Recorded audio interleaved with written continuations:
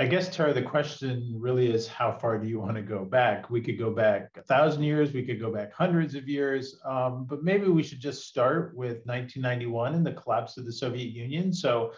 At that point, the Soviet Union collapsed into 15 independent countries, including Russia and Ukraine. All of those countries were internationally recognized. Russia and Ukraine accepted each other's borders, and they actually signed a treaty on those borders when Vladimir Putin was president in 2003. But Putin has always felt, this seems clear from the beginning of his presidency, that Ukraine was naturally part of the Russian sphere of influence, and that was a high priority for him in terms of his foreign policy. But what we've seen over the last 22 years is a Ukraine that's been moving more and more away from the Russian sphere of influence and trying to integrate in various ways with the West.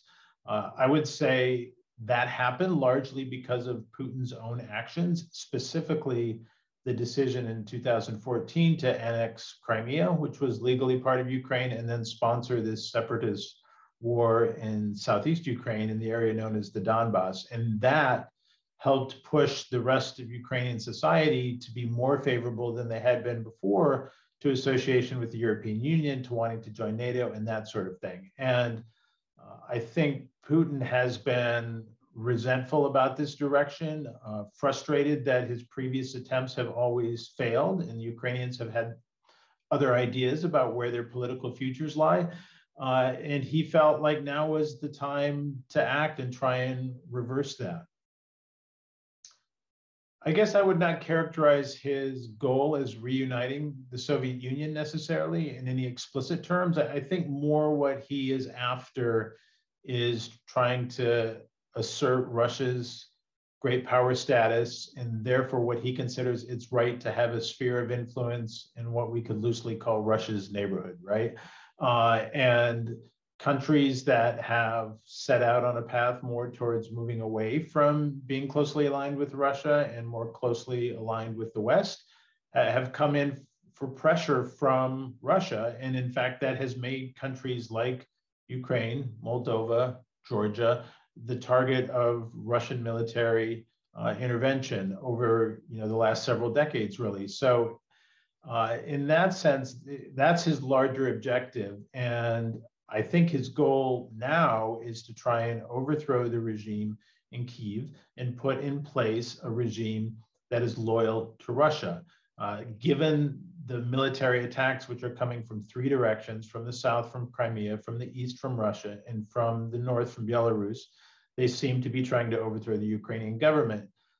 I believe Vladimir Putin is badly mistaken that he will be able to simply topple the current government and install a government loyal to Russia. I don't think the Ukrainian people will accept that. He will have a hard time finding people to play the role of willing puppets of the Putin regime. And I think he also is going to face some pressure from inside Russia. We've already seen more than 1,000 people arrested today across Russia protesting the war. I don't think that's any immediate threat to him, but I think it's important for people to understand that in 2014, when Russia annexed Crimea, there was a lot of euphoria about that in Russia. Many people supported that move. What we see now, as far as we can tell on the ground in Russia, is people are worried, they're concerned, they're not rallying behind the government. They may not be against the government, and I'm sure there are plenty of people who still support Putin's government, but it's a very different scenario than it was 8 years ago. So I think that should give him pause. Sure. So if you want to go back to the very, very beginning, we can trace the origins of the Russian-Ukrainian relationship, if we want to call it that, to 1,000 years ago when a bunch of Vikings from Scandinavia set up shop in a place that is now called Kyiv, and in fact was called Kyiv then. And both Ukraine and Russia, in some sense, trace their statehood back to that place in that moment. Now, there's a lot of argument about the historical narrative and whether it makes sense, but national movements, the way we think of them now, where people think my primary loyalty is to my nation and my nation should be an independent state in the international system, that's a fairly modern idea that comes to Europe only really after the French Revolution. So trying to trace your nation back to something 1,000 years ago in some sense doesn't make logical sense, but that's what people like to do. So let's jump forward 700 years to 1700. So before the United States is even a country, at that point, about half of current Ukraine is in what was then the Russian state called Muscovy, and then becomes the Russian Empire. And the other half was, or another third was, say, in the Polish-Lithuanian Commonwealth, and another third was in the Ottoman Empire. Jump forward 200 years to 1900. Most of contemporary Ukraine was then part of the Russian Empire, with parts of it in the Austro-Hungarian Empire. So, Putin looks at this and says, as he said in his speech on Monday night, this is all part of historic Russia and should belong to Russia. And when the Bolsheviks and Lenin came to power, after the 1917 revolution, they did this stupid thing of creating this Republic of Ukraine and sticking it in the Soviet Union. What he doesn't tell you is that starting in the 19th century and going into the 20th century, there was a growing Ukrainian nationalist movement that was asking for independence, and that it fought its own struggle for independence during the time of the Russian Civil War after the Russian Revolution. So we're talking 1918 to 1921, roughly. So that's why the Bolsheviks created a Ukrainian republic, because it was the only way to keep it as part of the Soviet Union. But Putin looks back at this and says, well, this is unjust, and the way the Soviet Union collapsed is unjust. So I do want to say one final thing on this issue. There was a very remarkable and powerful speech by the Kenyan ambassador to the UN Security Council on Monday, saying, look, if you look at Africa, all of our borders were created 60 years ago by colonial powers.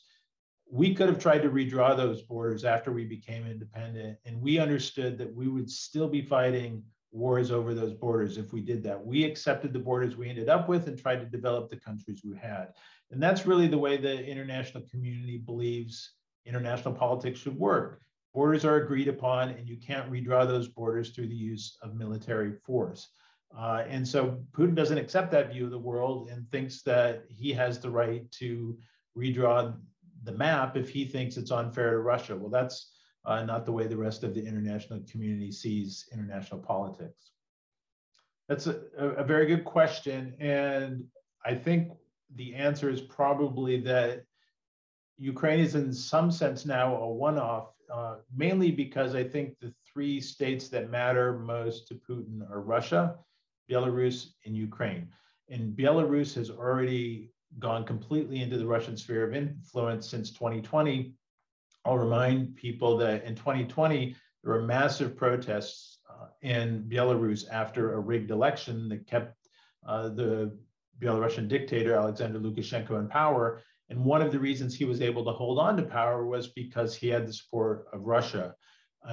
Since that time, he's been closely allied with Russia. He wasn't necessarily before. He sort of went back and forth between the EU and Russia, but he's been fully in Russia's pocket in that sense. From that time forward, Russian troops are attacking Ukraine from Belarus, among other places. And so the third piece of the puzzle is Ukraine, which has been on a different trajectory and wants to be out of the Russian sphere of influence. So I think that's why we're seeing this at the moment. But I also think it is not going to fall into his lap the way Belarus did in 2020. The Ukrainians are fighting. This is a war. This is an unjustified Russian military invasion against a sovereign state that has its right to decide its own foreign policy and domestic policy course, and they are fighting for that. I'm not saying that they can necessarily resist the Russian military taking certain objects, but I do think they can resist Russia establishing control over Ukraine. I don't think there's any joint Russian-Chinese plan for Putin to move on Ukraine and then Xi Jinping will move on Taiwan. I see no evidence of that whatsoever. So I think we should be careful in terms of the terminology. Russia and China do not have a military alliance. They consider each other strategic partners, but they have no alliance commitments to protect each other or act together in the international security sphere, although they often agree with each other.